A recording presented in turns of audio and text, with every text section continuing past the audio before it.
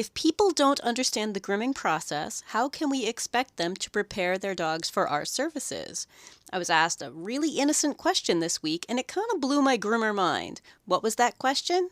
Coming up next.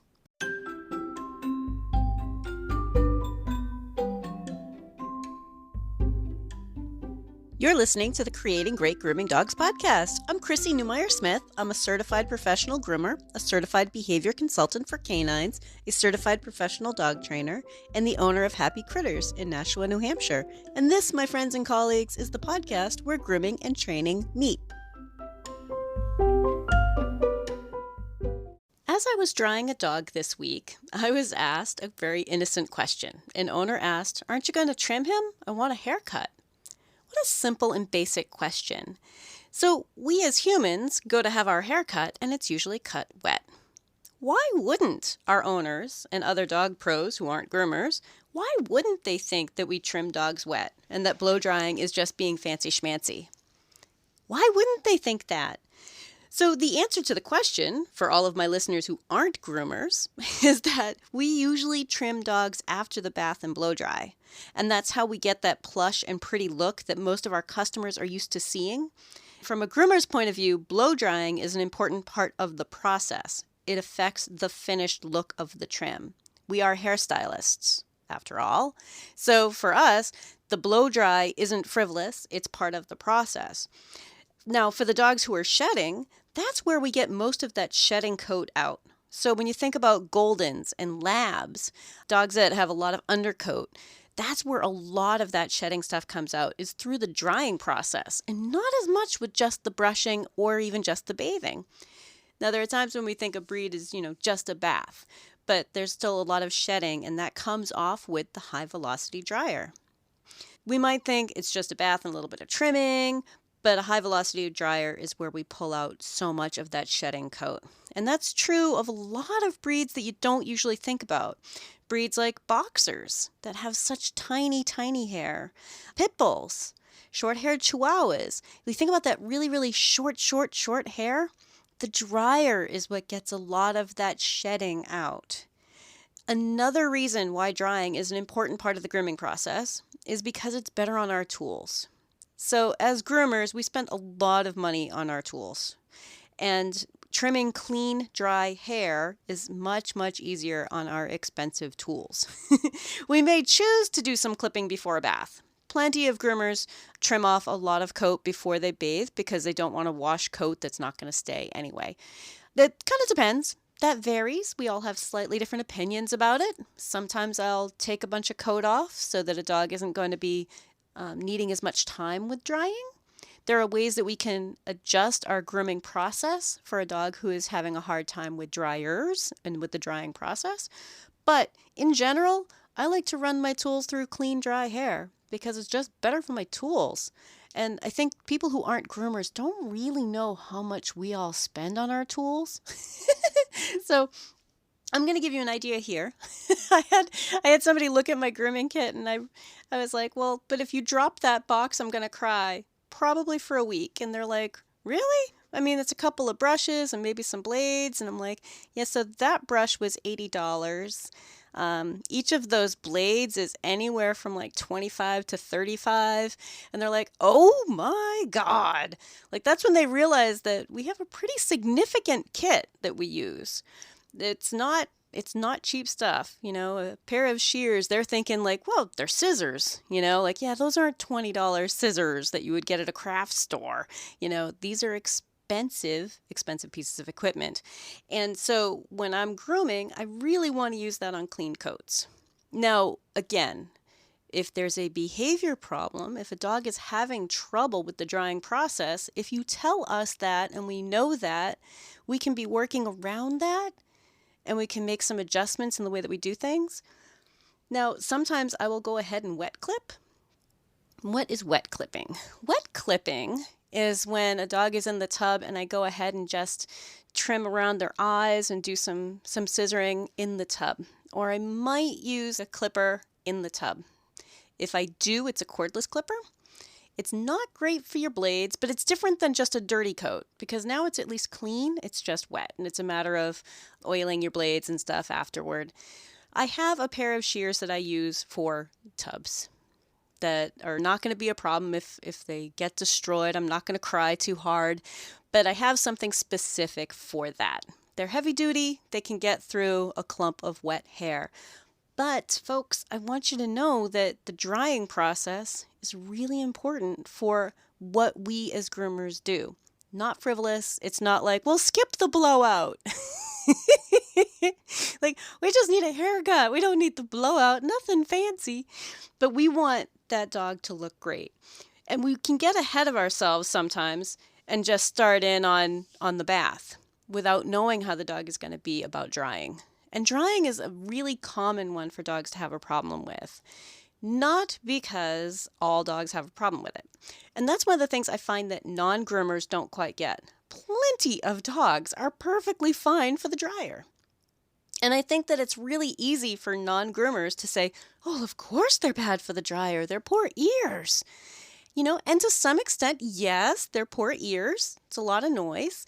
However, many, many, many dogs are totally fine for the dryer without needing any sort of intricate training or anything. We complain about it a lot as groomers because it's a common problem for dogs, but not because every dog has a problem with it. So when we talk to owners about he had some trouble with the dryer or with drying, they're still expecting the haircut must be fine. But I want you to think back to what I just said. The haircut, a beautiful plush haircut, really requires drying and fluff drying and really getting that coat really, really straight while we're drying.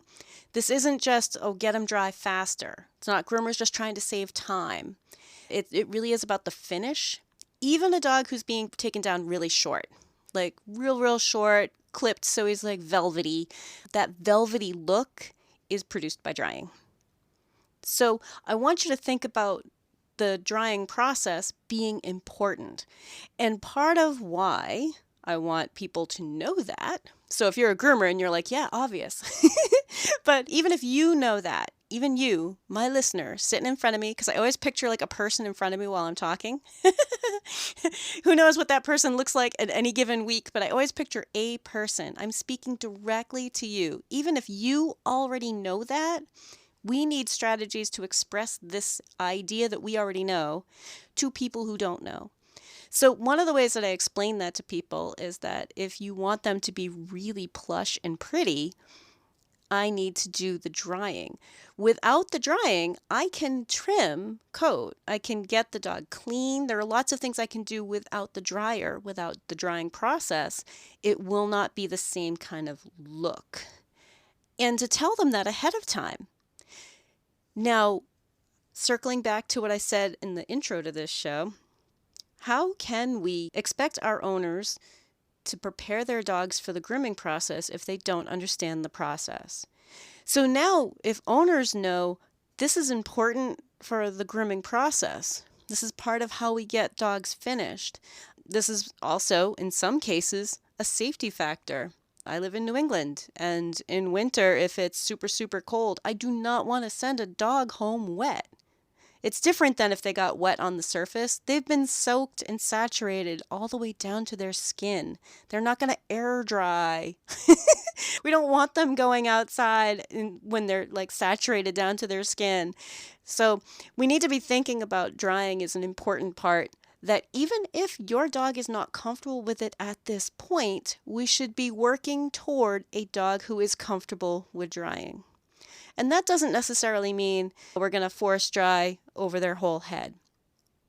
Now, actually, that brings a new point as I'm sitting here talking to my imaginary person sitting in front of me.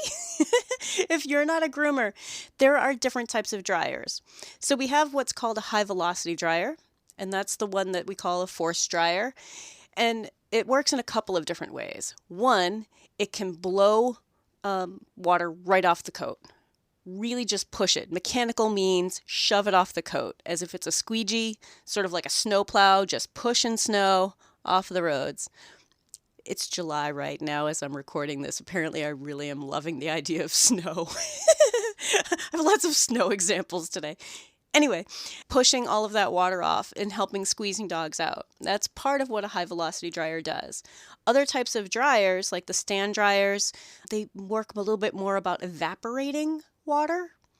So when we dry our own hair, we as humans, we're usually using something that's warm and blowing air. So there's a little bit of mechanical means that the air is flowing and it's pushing water off as it goes, but mostly we're relying on evaporating that water. The force dryer, when we're grooming dogs, is almost like that high-powered hand dryer that you see at some of the rest stops and fast food places, that one that blows water right off of your hand. That's more of what a force dryer is. And it's really, really handy to get most of that water off so that we can then switch to something that's more evaporative. So it's a really important key part of what we use. And like I said, then there are stand dryers, which are more like giant hair dryers that we as people are used to. There are also cage dryers, which basically means it's a hair dryer pointed into a crate or pointed into a cage. They've been vilified an awful lot, but most of them have a timer and a warm setting, not a hot setting. They are supposed to be used under direct supervision, somebody right there in the room watching. Anyway, those are some of the types of dryers that we have. I also have a brush dryer. I love my brush dryer. It's a dryer for pets, and it is a hair dryer with a brush on the end, a slicker brush, and it's a little bit quieter, and some of the dogs really like it. If I were to just use that on a saturated dog, it would take me a week. That's a finishing tool. So sometimes people are asking about, well, what if we use something that's quieter? The stuff that's quieter is going to take much, much longer. And that's why it's really important for owners to know that drying is important, and the loud dryer has a purpose. It saves a lot of time. It saves a lot of time, saves a lot of effort, saves a lot of their dog's effort, and that they should be working toward a dog who can handle a loud noise, which is really the problem with the high velocity dryer. It's loud. Owners have things at home that are loud that they can work with. Things like vacuum cleaner. It's kind of the same kind of loud. But if they don't know that it's important, they won't work on it. If they don't understand what their dog goes through or what their dog needs to understand, they're not going to work on it.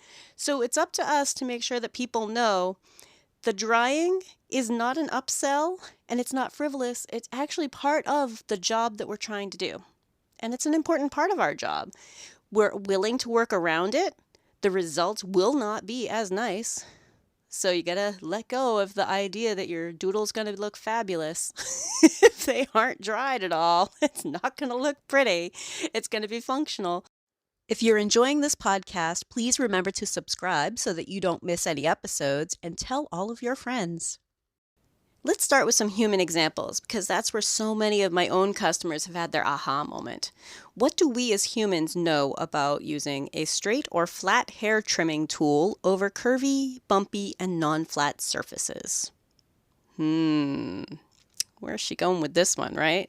Okay, ladies, when you shave your legs, even though that's a razor and it's not a clipper, I'm gonna make the comparison because it's flat and your legs are not. So when you shave your legs, is it a simple swipe, swipe, swipe, long straight lines and done? Here's another common misunderstanding of the grooming process. And I've heard it a number of times. I haven't heard it lately, but I've heard it a number of times. I've heard it from pet professionals. I've heard it from pet owners. And this one goes something to the effect of, we don't want anything fancy anyway. Just shave it all off. Just take it all off. Take him as short as you can because he hates it. What's wrong with this one? So when we have a dog who is having a hard time with grooming, we sometimes hear people say, just take it off. We know he hates it, so take it as short as possible so we don't have to put him through this until next spring or whatever crazy long time they have in mind for when the coat has become tangled, unmanageable, and messy, and it's truly unhealthy and likely painful.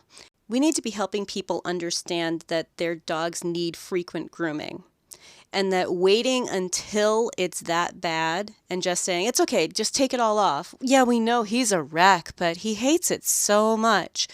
Because the problem here is that People think that this is easy. Do you need to move the skin around to try to make flatter surfaces, to move the tool around? Now, I used to be a nurse's aide and a home health aide. I have shaved men's faces. So humans, I'm going to tell you, no, we actually do a lot more work than just swipe, swipe, swipe. Okay?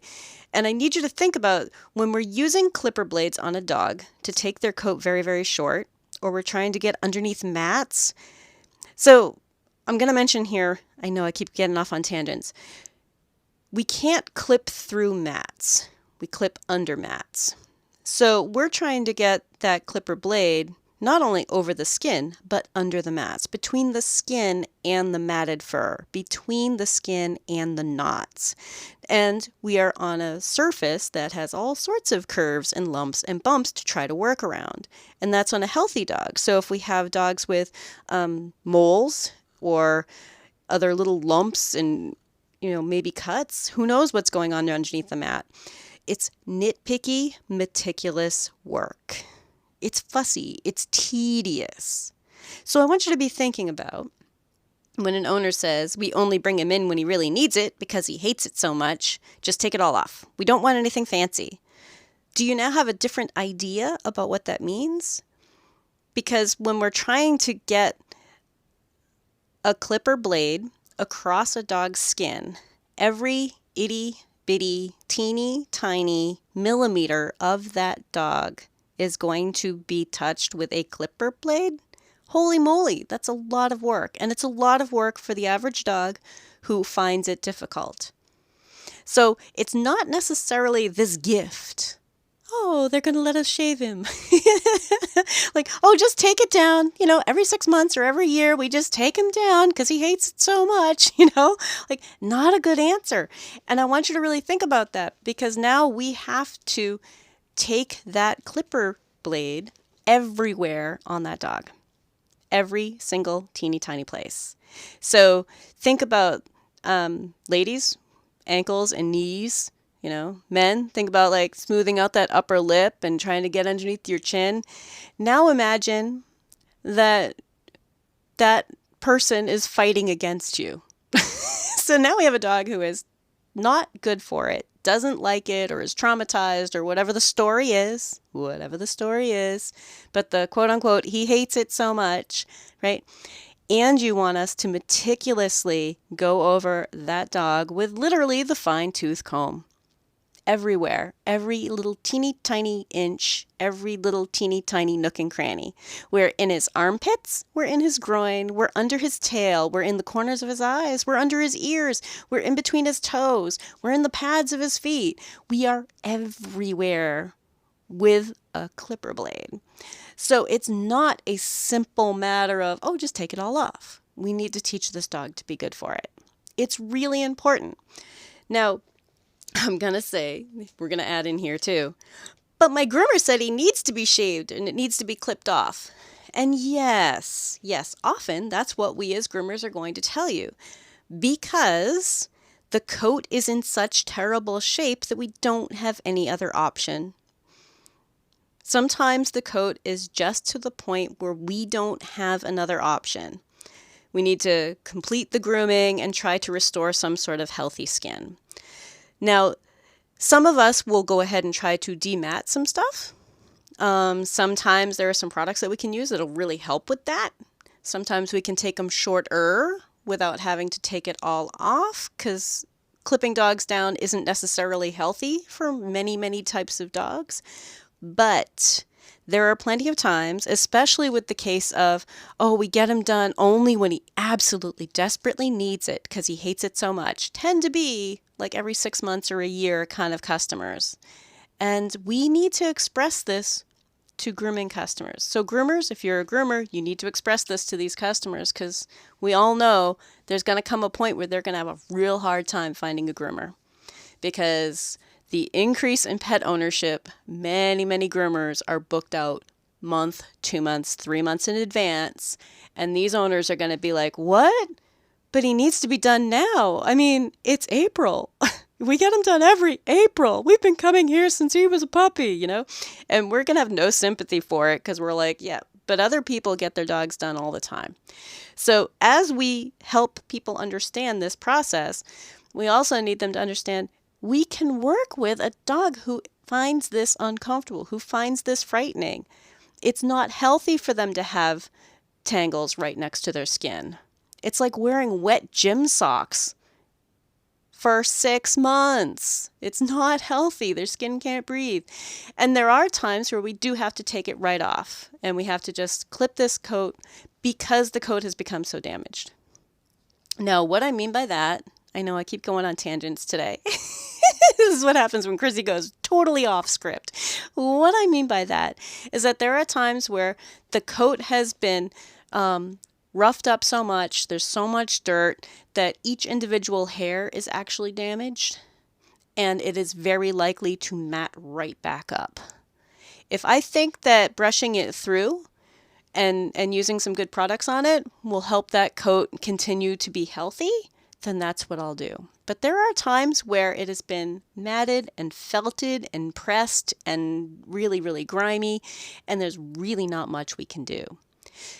But if I can save the coat, I will try to.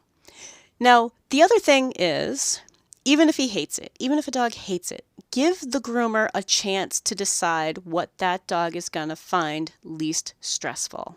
Because sometimes it's a matter of clipping part of the body and actually kind of doing a little bit of scissor work on legs. There are times I will take a grungy old pair of scissors. Shears are grooming scissors for those who are not groomers. But I have a couple pairs of like just things I'll use in the tub, things I'll use for like breaking through mats. Sometimes I'll do some chopping through mats and brushing out because some dogs can handle that but can't handle clippers. What? You mean can't handle clippers? Yeah. Some of the dogs that come in every 6 months or every year because they hate it so much, it's because they hate the clipper. Some of them are fine if I can get in there with like a brush and a comb and just a pair of shears that I don't care about cutting through mats with. So give the groomer the option to figure out exactly what will help this dog, because it might not be clipping them down. And I think that if we as the grooming industry are going to be discouraging it, then we need to also tell people why and offer other solutions. And that other solution, I know, we're talking about creating great grooming dogs, right? The other solution is to simply teach dogs to be better for it. I know that seems so straightforward, doesn't it? Let's help these owners help their dogs be better for it, because then they can actually help their dog be healthier. We want these dogs to be healthy, and grooming is more than just haircuts. Grooming is skincare, and it's part of healthcare. But you don't need to have a professional groomer do it.